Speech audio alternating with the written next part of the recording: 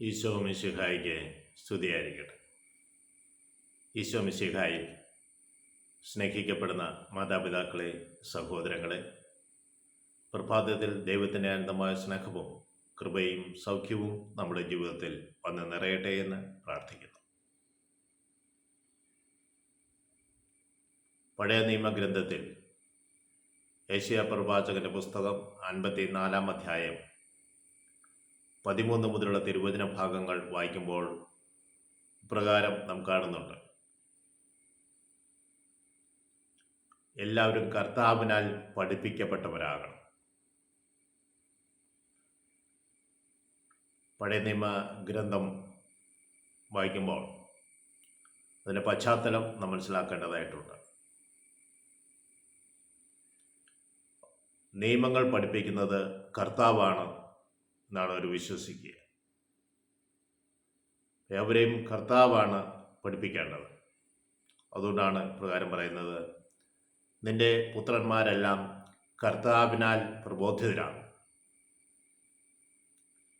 അവരുടെ ഐശ്വര്യം വലുതായിരിക്കും. ഇസ്രായേൽ ജനത്തിന് മാത്രമായിട്ടാണ് യഹൂദജനം മനസ്സിലാക്കുന്നത്. നിന്റെ പുത്രന്മാരെന്ന് പറയുമ്പോൾ യഹൂദജനൻ ആണ് അവർ ഉദ്ദേശിക്കുക. എന്നാൽ പുതിയ നിയമത്തിലേക്ക് കടന്നു വരുമ്പോൾ യോഹന്നാന്റെ സുവിശേഷം 6-ാം അധ്യായം 43 മുതലുള്ള തിരുവചന ഭാഗങ്ങൾ വായിക്കുമ്പോൾ നമ്മൾ പ്രകാരം കാണുന്നുണ്ട്: എന്നെ അയച്ച എൻ്റെ പിതാവ് ആകർഷിക്കപ്പെടാത്തവരാരും എൻ്റെ അടുക്കിലേക്ക് വരുന്നില്ല.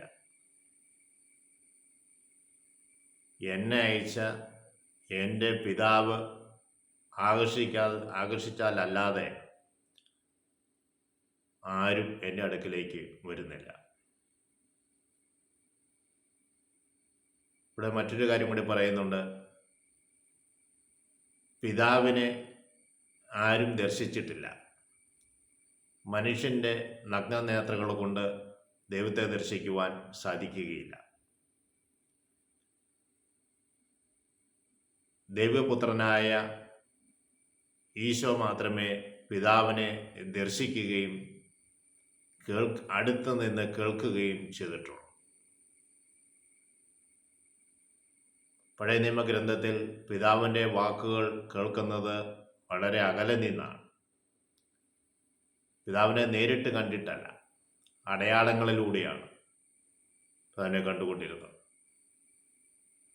എന്നാൽ ഇന്ന് നമ്മൾക്ക് പിതാവിനെ കാണുവാൻ കഴിയുന്നത് അവിടുത്തെ പുത്രനായ ഈശോയിലൂടെ മാത്രമാണ്. അവിടുന്ന് പറയുന്നു: എന്നിൽ വിശ്വസിക്കുന്നവന് നിത്യജീവനുണ്ട്. ഈശോ നൽകുന്ന വാഗ്ദാനമാണ്. എന്നിൽ വിശ്വസിക്കുന്നവന് നിത്യജീവനുണ്ട്. അതുകൊണ്ട് മാത്രം നമുക്ക് നിത്യജീവൻ ലഭിക്കണമെന്നില്ല. നമ്മൾ ആഴമായി ദൈവത്തെ അറിയുകയും വിശ്വസിക്കുകയും ചെയ്യുക, നമ്മൾ അതിനായി പരിശ്രമിക്കുക. വിശ്വാസം ഒരു ദൈവികമായ ദാനമാണ്. എന്നാൽ ആ ദാനം സമർത്ഥമായി ലഭിക്കുവാൻ നമ്മൾ പ്രത്യേകം ശ്രദ്ധിക്കേണ്ടതായിട്ടുണ്ട്. നമുക്ക് വിശ്വാസം ഇല്ലാതെ മുന്നോട്ട് പോയാൽ ദൈവിക ജീവൻ ലഭിക്കുക അസാധ്യമാണ്. അത് ആഴമായ വിശ്വാസം ലഭിക്കുവാൻ നമുക്ക് ദൈവത്തോട് പ്രാർത്ഥിക്കാം. അതിനായി നമുക്ക് പരിശ്രമിക്കാം. ദൈവം വിളിച്ചു എന്നുള്ളത് തന്നെ ഏറ്റവും വലിയ നന്മയാണ്. പിതാവിനാൽ ആകർഷിക്കപ്പെട്ടുകൊണ്ടാണ് നമ്മൾ ദൈവസ്വരം കേൾക്കുവാൻ വേണ്ടി പോവുക, ദൈവവചനം വായിക്കുക, കൂദാശകൾ സ്വീകരിക്കുക. ദൈവമക്കളാക്കി ദൈവം നമ്മളെ ഉയർത്തി. മക്കൾക്ക് മാത്രമേ ദൈവത്തിൻ്റെ ശരീരവും രക്തവും സ്വീകരിക്കുവാൻ സാധിക്കുകയുള്ളൂ. ആഴമായ വിശ്വാസം തരണമേ എന്ന് ദൈവത്തോട് പ്രാർത്ഥിക്കാം. ത്രിയേക ദൈവം നമ്മളെവരെയും അനുഗ്രഹിക്കട്ടെ എന്ന് പ്രാർത്ഥിക്കാം.